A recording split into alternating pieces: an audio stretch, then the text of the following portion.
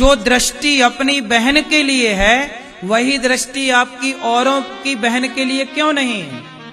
क्योंकि आपके भीतर धर्म मर चुका है, जरा सा बचा है केवल बहन के लिए।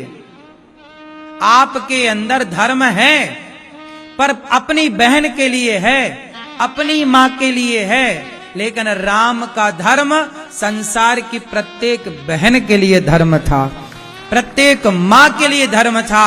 राम के पास धर्म ज्यादा था, आपके पास धर्म बिल्कुल जरा सा, एक बूंद बचा है, इतना सा। तुम्हारे पास केवल इतना धर्म है कि ये मेरी मां है, ये मेरी बेटी है और ये मेरी बहन है, बस। इनके सिवा तुम जिसे देखते हो तुम्हारा शरीर हिचकोले मारने लगता है, क्योंकि तुम्हारे भीतर धर्म मर चुका है। इसलिए कहता हूं अपने भीतर के धर्म को बचाओ। यदि धर्म बचेगा, धर्म होता ना लोगों के भीतर, तो बलात्कार कभी होते ही ना। धर्म मर गया। अब 4 साल की लड़की है और 4 साल की लड़की के साथ एक आदमी बलात्कार कर रहा है, उसके भीतर धर्म होता तो वो 4 साल की कन्या के साथ ऐसा कर्म करता। इसलिए हाथ जोड़ के एक बात कहूं, अपने बेटों को थोड़ा स्कूल की पढ़ाई भले 1 क्लास कम पढ़ाना, पर थोड़ा धर्म का पाठ ज्यादा पढ़ाना। बेटा धर्म जानो, ये धर्म क्या है। आज के बच्चे वंचित हो गए धर्म से, जानते नहीं धर्म क्या है। अरे आपको गलत तरीके से देखना भी अधर्म है। मैं आपको देखूं पर बहन के रूप में देखूं, मां के रूप में देखूं, बेटी के रूप में देखूं, तब तो देखना पुण्य है। पर मैं आपको काम भाव से देखूं तो ये पाप है। और ये मुझे आप लोग नहीं रोक सकते। आपकी आंखों में मैं थोड़ी पट्टी लगा सकता हूं, ये तो आपके भीतर का धर्म ही रोकेगा कि भाई तू क्या देख रहा है। कोई आपका हाथ ना पकड़ेगा। मेरा हाथ किसने पकड़ा? मैं भी शराब पीने लग जाऊं आप लोगों की तरह? किसने पकड़ा है मेरा हाथ? यदि मैं शराब पीने लग जाऊं तो आप थोड़ी रोक लोगे हमें, लेकिन मुझे आपने हाथ नहीं पकड़ा। मेरे भीतर मेरा धर्म मुझे रोक के रखता है, ये गलत है बेटा, ये नहीं करने का। जो सही है वो मैं करता हूं, जो सही काम। आपका धर्म केवल अपनी मां के लिए है, पर मेरा धर्म हर मां के लिए है। इसलिए 290 माताएं गौरी गोपाल में रहती हैं। आप अपनी अपनी मां की सेवा करते हैं, लेकिन गौरी गोपाल में वो माताएं हैं जिनके अपने बेटे सेवा नहीं करते। वो माएं भी यहाँ के रहती हैं तो उनकी भी ये दास सेवा कर रहा है। तो हमारा धर्म तो सारी माओं के लिए।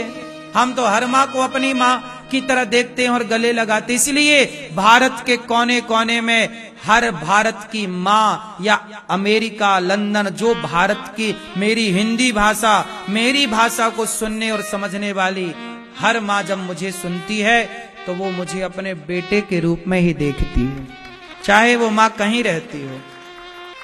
इसलिए कहता हूं, जाने न देना धर्म, करना लोभ मत धन धाम का। और धर्म ही जाता रहा तो धन रहा किस काम का?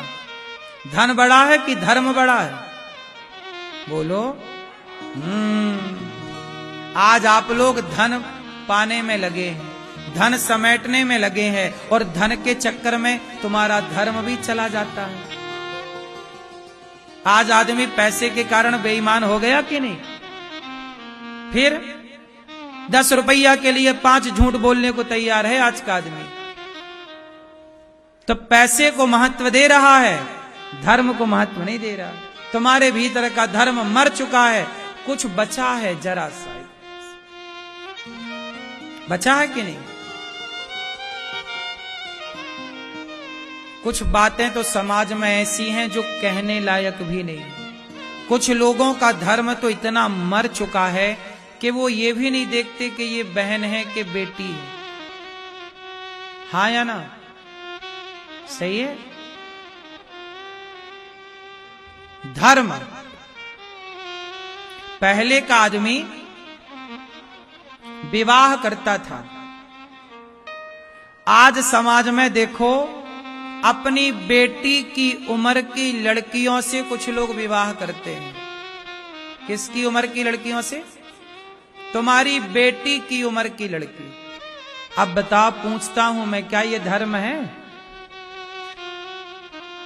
लेकिन लोग अपने भीतर के जो वासनाएं हैं उनकी पूर्ति के लिए वो सब कुछ करते हैं। तो ये लोग किसके लिए ये जी रहे हैं? ये वासनाओं के लिए जी रहे हैं। इनका धर्म से कोई लेना देना नहीं। राम ने यही तो जी कर दिखाया। 14 साल वनवास में रह करके दुनिया वालों, जीते तो कुत्ते भी हैं, जीते तो गधे भी हैं, जीते तो सुअर भी हैं, लेकिन उनके अंदर धर्म नहीं है। तुम्हारे भीतर ईश्वर ने मानव शरीर देकर धर्म दिया है, तो जीते जी अपने धर्म का आचरण करो, धर्म का पालन करो, धर्म ना जाने दो। रावण का धर्म ही तो चला गया, पराई औरत को ले आया। राम धर्म में ही तो रहे, तो पूज रहे हैं। इसलिए आपके भीतर जो धर्म नाम की चीज है उसे कम ना होने दो, अपने धर्म को बढ़ाओ कि हम भाई सत्य पर चलेंगे, भैया हम दया ना छोड़ेंगे, भैया हम गलत काम ना करेंगे। 2 रोटी कम खाएंगे और क्या, नमक रोटी खाएंगे, हमें हलवा पूरी का शौक ही नहीं है साहब। इच्छाएं हमारी कम रखो, अपनी इच्छा हमारी कोई ज्यादा। हमें धन्ना सेठ बनना ही नहीं है। अब जैसे धन्ना सेठ बनना है, तुम करो बेईमानी, करो भ्रष्टाचार, हम भैया सादा जीवन जिएंगे, जो मिल जाए खाएंगे, पर गलत नहीं करेंगे। तब जाके आपका धर्म बचता है। ऐसे धर्म बचाया है आपके ऋषि मुनियों ने, तब ये भारत में धर्म की बातें हैं। तो आपके भीतर आपके हाथ पांव की कीमत नहीं है, आपके शरीर की कीमत नहीं है, आपके भीतर किसकी कीमत है? बोलो, आपके अंदर धर्म है? कितना किलो है? इतना सा है, उसे बढ़ाओ। बढ़ाओगे? मैया, आपके अंदर धर्म है? कितना? ज्यादा बढ़ाओ, उसे बढ़ता है धर्म। सत्संग करने से, सही मार्ग पर चलने से धर्म बढ़ता है। राजा हरिश्चंद्र का धर्म इतना ज्यादा था कि आज तक उनके धर्म की चर्चा हो रही है। दशरथ जी के धर्म की चर्चा प्राण जाए पर, यही धर्म है। इसलिए आप भी अपने बच्चों को थोड़ा पढ़ाओ, बेटा धर्म का पाठ पढ़ो। एक अच्छा इंजीनियर बच्चों को बाद में बनाना, एक अच्छा डॉक्टर बच्चों को बाद में बनाना, एक अच्छा एडवोकेट, अच्छा पायलट, अच्छा फला फला बाद में बनाना। पहले उसे एक अच्छा इंसान तो बना दो। ऐसा इंसान बनाओ जिसके पास धर्म हो। आपका बेटा बाद में डॉक्टर बने, बाद में इंजीनियर बने, पहले धर्मात्मा बने। क्या बने? यदि आपका बेटा डॉक्टर है और उसके अंदर धर्म है, तो सुनो, अब डॉक्टर 2 प्रकार के होते हैं। एक डॉक्टर वो होते हैं जो मुर्दे को भी भर्ती कर लेते हैं, हाँ या ना? अभी मैंने सुना कि गुजरात में अहमदाबाद के पास एक गांव में एक घटना घट गई। एक हॉस्पिटल वाले ने गांव में कैंप लगाया, तो गांव के कैंप लगाया तो गांव के लोगों को चेकअप किया। तो गांव के लोग तो सीधे साधे भोले भाले, तो उन्हें बताया कि तुम्हारे पेट में जल्दी दिक्कत है, ऑपरेशन करना पड़ेगा। अब गांव के लोग डर गए। उन्होंने बताया कि तुम्हारा ऑपरेशन फ्री में होगा, सारी जांचें फ्री में होंगी और फ्री में होगा, बस आपको आना है। तो वहां से लगभग 15-20 लोग गांव में से आए और गांव के लोगों ने भर्ती कर दिया। गांव के लोगों को लगा भाई बीमारी है, चलो फ्री में हो रहा है। फ्री में क्या हो रहा था कि उन गांव के लोगों को बना था वो सरकारी कार्ड बनता ना, जो 5 लाख का इलाज फ्री, क्या बोलते उसको, आयुष्मान कार्ड। तो डॉक्टरों ने क्या किया कि उनका आयुष्मान कार्ड निकाले के उनके नाम का पैसा निकाल लिया और बिना आवश्यक के उनका चीरा फाड़ी करके जबरदस्ती ऑपरेशन कर दिया, जिसमें 2 लोगों की मृत्यु हो गई। ये समाचार मैंने सुना, इसलिए मैं बोल रहा हूं। मतलब अच्छे खासे चलता फिरता इंसान को काट पीट दिया, मर गए। काय के लिए बोलो? और पैसे भी किसके? सरकार के। सरकार के साथ फ्रॉड। सोचिए, आयुष्मान के नाम से निकाल लिया और आदमी 2 मर गए और बाकी लोगों को जो काट पीट दिया वो बाद में जल्दी मर जाएंगे।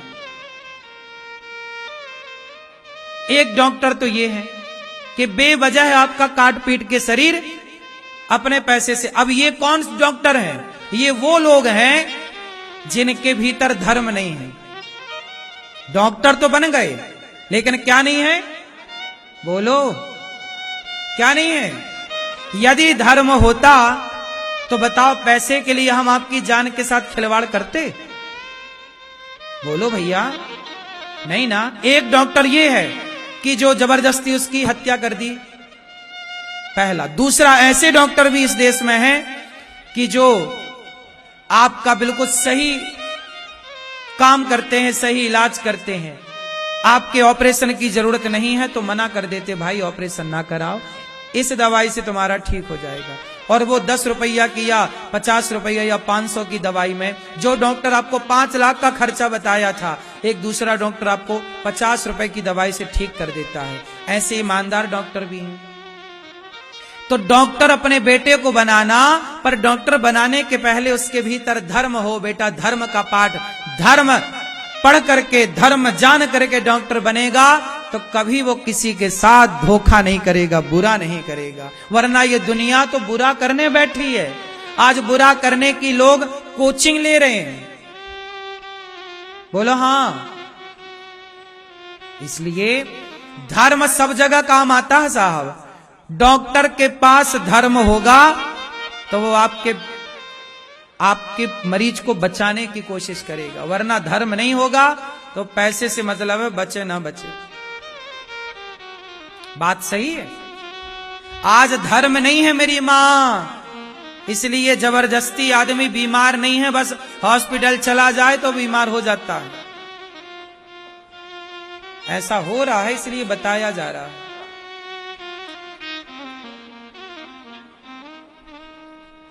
इसलिए धर्म बहुत बड़ी चीज है। अपने बच्चों को धर्म का पाठ पढ़ाओ। आज स्कूलों में केवल काम और अर्थ पढ़ाया जा रहा है। शिक्षा 4 प्रकार की होती है, धर्म, अर्थ। धर्म के अनुसार अर्थ आना चाहिए, मतलब पैसा। धर्म, अर्थ, काम। जब अर्थ आएगा ईमानदारी का तो कामनाएं पूरी होंगी, और कामनाएं पूरी होंगी तो व्यक्ति मोक्ष का अधिकारी बन जाएगा। यही धर्म, अर्थ, काम, मोक्ष। लेकिन अब धर्म की पढ़ाई पढ़ाए कौन? आप लोग अपने बच्चों को कौन सी पढ़ाई पढ़ा रहे हो? बेटा जाओ पैसे कमाओ, पैसे की पढ़ाई पढ़ा रहे हो, अर्थ की और काम की। पैसे खूब कमाओ और शादी कर लो और बढ़िया मौज करो, और शादी नहीं करो तो भी और लिवन में रह के 10-20 लड़कियों के संग, 10-20 लड़कों के संग आदमी मौज कर ही रहा है। 2 चीजें बची हैं, अर्थ कमाओ और भोग विलास में अपना समय व्यतीत करो। और क्या बचा है? आज के व्यक्ति का सुख क्या है? यही तो सुख है, खाओ पियो मौज करो। वो उसे मतलब ही आज किसे मतलब है? धर्म से। धर्म की बातें करो तो आजकल लोग कहते हैं हम धार्मिक नहीं हैं। लोग क्या कहते हैं? हम धार्मिक। हाँ, धार्मिक नहीं हो, धार्मिक नहीं हो। इसलिए इस देश में जबरदस्ती बीमार ना होने वाले का भी ऑपरेशन कर दिया जाता है, मर्डर ना करने वाले पर भी मर्डर का केस ठोक दिया जाता है, और बेवजह परेशान वो सामान्य व्यक्ति होता है जिसकी कोई गलती, कोई दोष नहीं। क्यों जी, बात सही है?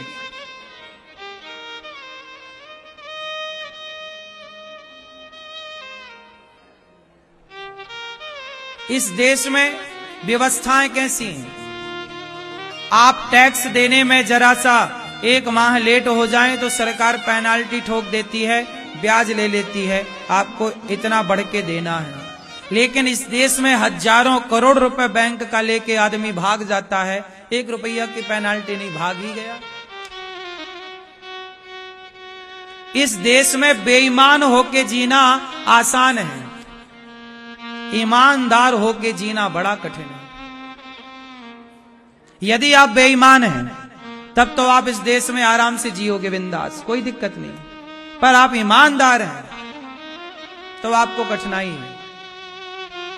आज इतना बड़ा भ्रष्टाचार सरकारी तंत्र है कि कोई ईमानदार अफसर यदि है, ईमानदार कोई व्यक्ति कर रहा है ईमानदारी से, तो वो नहीं कर पाएगा ईमानदारी से। उसे बेईमानी का दबाव बनाया जाएगा कि तुम भी बेईमानी करो, तुम भी घूस लो और घूस दो। ऐसा करप्ट सिस्टम है पूरा, हाँ या ना? अच्छा एक बात बताओ मुझे, ईमानदारी से आज इस संसार में, इस देश में, मैं भारत की बात करूं, क्या भारत में ईमानदारी से आजकल कोई जीना चाहे तो जी तो लेगा? हम ये नहीं कहते नहीं जी पाएगा, लेकिन जीना बहुत कठिन है।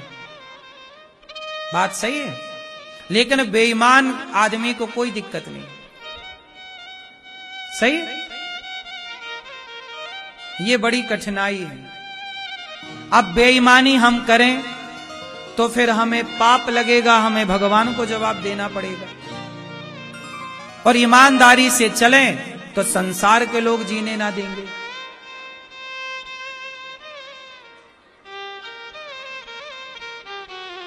इसलिए आज के युग में, इस कलिकाल में ईमानदारी से जीवन जी पाना बड़ा कठिन हो रहा है। लेकिन मैं आपको एक बात कहूं, कठिनाई सुदामा को कितनी आई, भीख ही तो मांगना पड़ा, 4 दिन चूल्हा ही तो नहीं जला, लेकिन ऐसी विपत्ति में भी रह गए। लेकिन सुदामा जी ने अपने धर्म को नहीं छोड़ा, अपनी भक्ति को नहीं छोड़ा। एक दिन जीत तो होगी। 12 साल पांडवों को वनवास में दर दर भटकना पड़ा, ईमानदार थे इसलिए भटकना पड़ा। लेकिन याद रखना, अंत में उन्हीं पांडवों की जीत भी हुई। कहते हैं ना, सत्य जो है परेशान होता है, पर सत्य कभी पराजित नहीं होता। इसलिए आप परेशान होंगे, यदि आप परेशानी थोड़ा झेल पाएं तो फिर सत्य के रास्ते पर पांव रखिएगा। थोड़ी सी परीक्षाएं दे पाएं तो सत्य के रास्ते पर पांव रखिएगा। लेकिन यह भी याद रखिएगा कि सत्य के राह पर चलने वाले का साथ भगवान देते हैं। भगवान का साथ चाहिए तो ईमानदारी के राह पर चलिए और अपने बच्चों को ईमानदार बनाओ। बेटा तुम जाओ बड़े पदों पर, तुम ना बेईमानी करना।